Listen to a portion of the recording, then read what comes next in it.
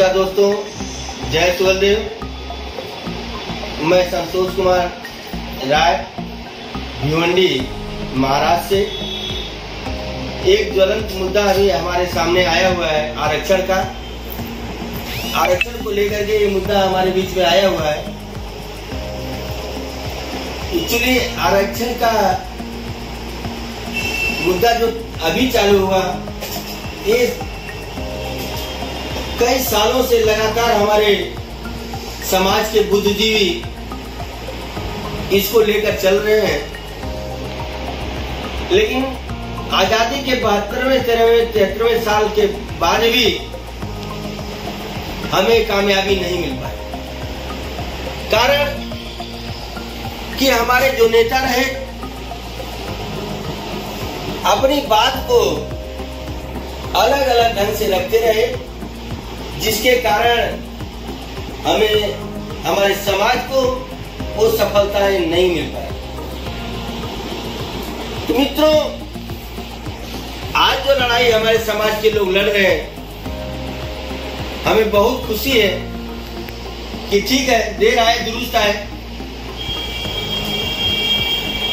आज जो मांग भी है वो सही है, उसी मांग पे हमारा आरक्षण मिलना भी चाहिए। लेकिन दुख इस बात का है कि यहाँ पर एक ही मांग को लेकर के, एक ही आरक्षण की मांग को लेकर के एसटी की मांग कर रहे हैं हमारा समाज, और दो घर अलग अलग जगह पे बटा हुआ है समाज। एक में 12-14 संगठन, दूसरे में 12-14-15 संगठन। अगर दोनों संगठन अगर हमारे मिल जाते हैं तो जो अलग अलग आप मांग रख रहे हो, दोनों बहुत बड़ी ताकत बन जाती है हमारी।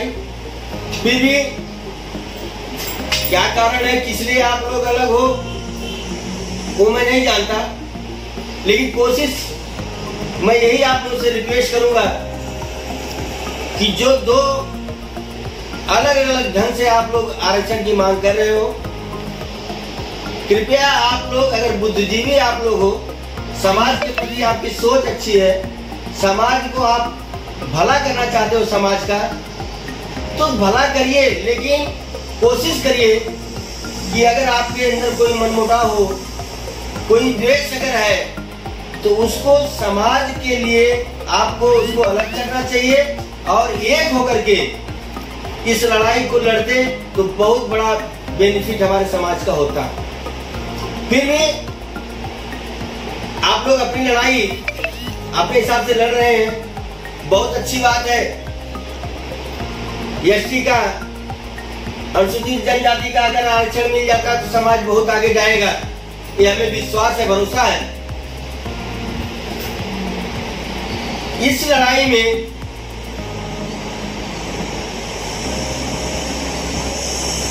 बहुत जमाने से मैं देख रहा हूं कि हर नेता अपनी अपनी बात को रखते चले आए, लेकिन कुछ नेता ऐसे हैं जिन लोगों ने विरोध किया, हमें आरक्षण नहीं चाहिए। मैं उन्हें बताना चाहता हूं कि साथियों, आपकी आर्थिक स्थिति अगर अच्छी है, आप अगर पढ़े लिखे हो गए, तो पूरे समाज को आप इस तरह आरक्षण का लाभ न मिले, ऐसी अगर बातें करते हैं तो समाज के साथ बहुत बड़ा अत्याचार और न्याय आप कर रहे हो।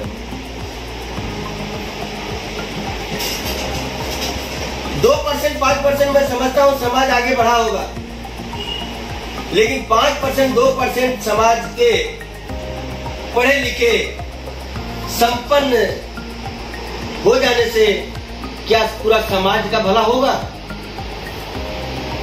पूरा समाज आगे गया? नहीं मित्रों, जब तक 98% लोग ऊपर नहीं जाएंगे, तब तक समाज का भला नहीं होने वाला। स्थितियां, परिस्थितियां समाज की अगर आपको देखनी है, समाज की परिस्थितियां अगर आपको देखनी है, तो आप आइए, तो आगे बात ये देखिए, बलिया देवरिया जैसे क्षेत्र में आप आ जाइए। कुछ क्षेत्र में मैं समझता हूँ कि राजभर मजबूत है, लेकिन बलिया देवरिया जैसी स्थिति में देखा, वहां पे जाकर के आप देखिए कि समाज की कितनी दयनीय स्थिति है। लोगों को रहने के लिए घर नहीं, उठने बैठने के लिए एक बिस्से की जगह नहीं उनके पास। क्या परिस्थिति है उनकी। मैं समझता हूं जो शेड्यूल कास्ट की जातियां हैं, उनसे भी दयनीय स्थिति राजपूत समाज की है। वो बेचारे कैसी जिंदगी अपनी जी रहे हैं उनको ही मालूम है। घर में खाने के लिए नहीं है, समस्याएं हैं, लेकिन वो अपनी जिंदगी जी रहे हैं। अपने बाल बच्चों को कैसे पढ़ा लिखा रहे हैं। मैं आपको बताते चलूं सर, 2017 में जब हमारे समाज के कैबिनेट मंत्री माननीय ओम प्रकाश राजभर जी जब कैबिनेट में आए 2017 में, तो उन्होंने राघवेंद्र जी की एक पिछड़ा वर्ग आयोग समिति बना करके जो ओबीसी में गरीब जातियां थी 27% आरक्षण जो मिलता है उसमें उन्होंने बंटवारा करने का काम किया। उस समय जो आयोग बना, सर्वे किया और सर्वे करने के बाद 27% आरक्षण को 3 भाग में उन्होंने डिवाइड कर दिया। पिछड़ा 7%, अति पिछड़ा 9% और सर्वाधिक पिछड़ा 11% में डिवाइड हुआ 27%। अब हुआ क्या, ओम प्रकाश जी दबाव बनाते रहे, लेकिन भाजपा की सरकार, योगी सरकार, जो आयोग की रिपोर्ट थी उसे लागू नहीं किया। मजबूरन माननीय कैबिनेट मंत्री ओम प्रकाश जी ने इस्तीफा दिया कि हमारे समाज के लिए अगर आपने काम नहीं किया तो हम आपके साथ नहीं रहेंगे। उन्होंने इस्तीफा देकर के समाज के लिए इस्तीफा दिया है। मैं एक छोटी सी बात करूं, अगर गांव का अगर मेंबर बनता है, वो मेंबर भी इस्तीफा नहीं देता। एक प्रधान बनता है, प्रधान इस्तीफा नहीं देता। लेकिन अगर एक कैबिनेट मंत्री, यूपी जैसे प्रदेश का कैबिनेट मंत्री अगर इस्तीफा देता है तो बहुत बड़ी बात है मित्रों, ये छोटी बात नहीं है। ओम प्रकाश जी ने बहुत बड़ा त्याग किया है समाज के लिए। लोग राजनीतिक फायदा लेने के लिए तमाम तरह की बातें करते हैं, उंगली उठाते हैं, लेकिन सच्चाई ये है कि जिस दिन एक प्रधान बन जाओगे आप और प्रधानी से इस्तीफा देने की बात आएगी समाज को लेकर के, तब आपके पैर के नीचे से जमीन खिसक जाएगी। इतना बड़ा दिल हर आदमी का नहीं होता है।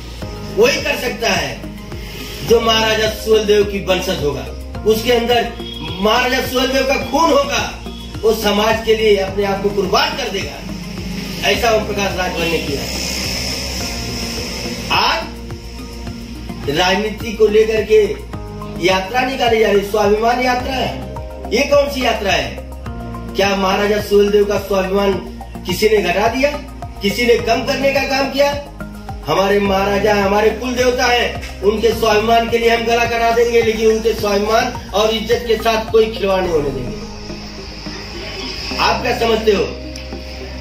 अरे यात्रा निकालना है, आप कैबिनेट मंत्री हो, हमारे समाज के लोग भूख हड़ताल करने जा रहे हैं, आपकी लायकियत है तो आप राजभर समाज को एसटी में आप समाहित करो। केंद्र में आपकी सरकार है, राज्य में आपकी सरकार है। आप जो है आज मुद्दा आपके सामने है, ज्वलंत मुद्दा है। ये मुद्दे को अगर आपने उसको उठाया और सरकार को, योगी जी को, मोदी जी को अपने विश्वास में लेकर के एसटी का आरक्षण अगर आपने दिलवा दिया तो समाज आपको सर आंखों में बैठा के रखेगा। आप कैबिनेट में हो, आओ आगे, समाज की व्यथा को समझो, क्योंकि आप भी राजभर समाज से हो। आप आगे बढ़ गए, आप तरक्की कर गए, लेकिन पूरा राजभर समाज तरक्की नहीं किया है। मंत्री जी, आपको सोचना चाहिए कि आज जरूरत राजभर समाज को अनुसूचित जनजाति में लाने की है, और आप उस लायक हो, उस कुर्सी पे हो, और उस विभाग भी शायद आपके पास है। आप चाहोगे तो इसे आप एकदम आराम से करके ले लोगे। राजकारण बंद करो। अभी 8 महीने है इलेक्शन, आप करिए उस समय। लेकिन आज का ज्वलंत मुद्दा जो हमारा है आरक्षण है, और आप उस लायक हो, उस कुर्सी पर हो, और उसका बेनिफिट अगर आपने समाज को दिया तो समाज आपको याद रखेगा।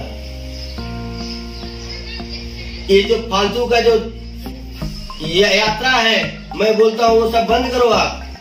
उससे कुछ मिलने वाला नहीं है, उससे सिर्फ द्वेष पैदा होगा समाज में। वो बंद करके आपके सामने एक ज्वलंत मुद्दा है, उस पर आप काम करो, समाज आपके साथ जरूर रहेगा। आज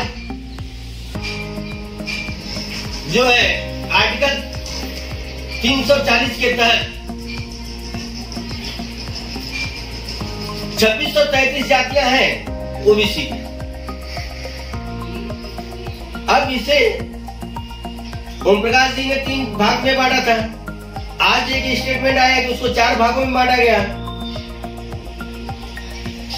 अब इस तरह से कहीं कहीं लगता है कि सरकार जो है मजाक कर रही है ओबीसी बिरादरियों के साथ।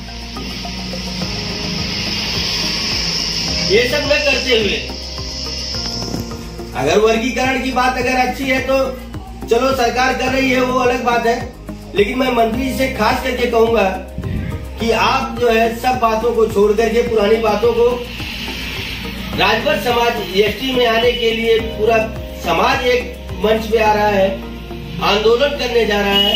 आप उनके साथ मिल करके राजभर समाज को एसटी में ला करके आप बहुत बड़ा योगदान करोगे समाज के साथ। यही मैं आपसे अपेक्षा और यही रखूंगा कि आप जो है समाज के लिए कार्य करेंगे। और जो राजनीतिक बातें हैं वो बाद में हम करेंगे, वो चलेगा, क्योंकि वो समाज में भी 8 महीने बाकी है। लेकिन अभी ज्वलंत मुद्दा है, इसे आप क्लियर करें।